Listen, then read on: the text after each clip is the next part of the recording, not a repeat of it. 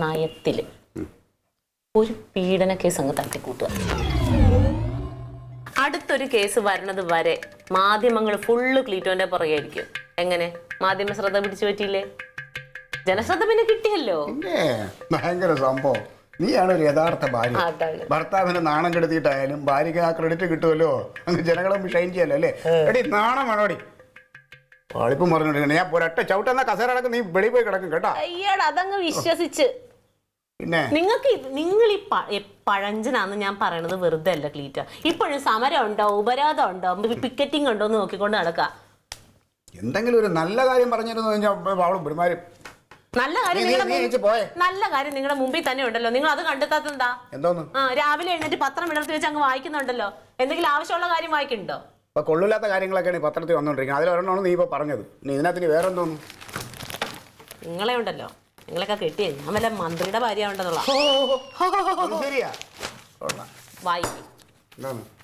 അങ്ങോട്ട് വായിക്കാം കൂടെ. എനിക്ക് പത്രം കാണുന്ന തന്നെ അലർജിയാ. ക്ലീറ്റോ പോലീസിൽ ദാസ്യപ്പണി. നമുക്കെന്ത് ഇത് വർഷങ്ങളായിട്ട് ചെയ്തോണ്ടിരിക്കുന്ന കാര്യങ്ങളാ. പുതിയതായിട്ടൊന്നും ഒരു സംഭവം അതിപ്പോഴാണോ പുറം ലോകം അറിഞ്ഞത്? എന്നിട്ട് നിങ്ങൾ എന്ത് ചെയ്ത് പോലീസുകാർക്ക്? നിങ്ങൾ ജനങ്ങൾക്ക് വേണ്ടി മാത്രമേ ചെയ്യുള്ളൂ. പോലീസ് എന്താ ജനം അല്ലേ? ക്ലീറ്റോ പോലീസിലെ ഉയർന്ന ഉദ്യോഗസ്ഥന്മാര് അവരുടെ കീഴുദ്യോഗസ്ഥന്മാരെ കൊണ്ട് ദാസ്യപ്പണി ചെയ്യിപ്പിക്കുന്നു. ഇതാണ് ഇന്ന് കേരളം ചർച്ച ചെയ്യപ്പെടുന്ന വിഷയം. നോക്കിക്കേ, ഇവിടെ നോക്ക് ക്ലീറ്റോ.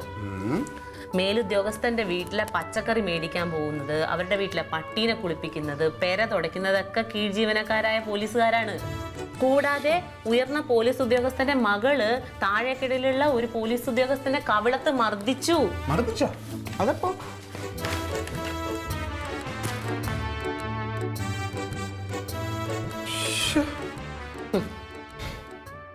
ഇത് ഭയങ്കര ക്രൂരതയാണ്. സാക്ഷര കേരളത്തിലാണ് ഇത് സംഭവിച്ചിരിക്കുന്നത്. ഇതും കണ്ടിട്ട് എന്നെ പോലുള്ള ഒരു പൊതുപ്രവർത്തകനെ മിണ്ടാതിരിക്കാനൊന്നും പറ്റില്ല. എന്റെ ചോരേട്ടല്ലോ അങ്ങോട്ട് തിളക്കിയാണ്. ഇതിനെതിരെ ക്ലീറ്റോ സമരം ചെയ്യും. പോലീസുകാർക്ക് വേണ്ടി ക്ലീറ്റോ സമരം ചെയ്യാൻ പോവാണ്. പോലീസുകാരെന്താ മനുഷ്യരല്ലേ? അവർക്കുണ്ടല്ലോ കുടുംബമൊക്കെ.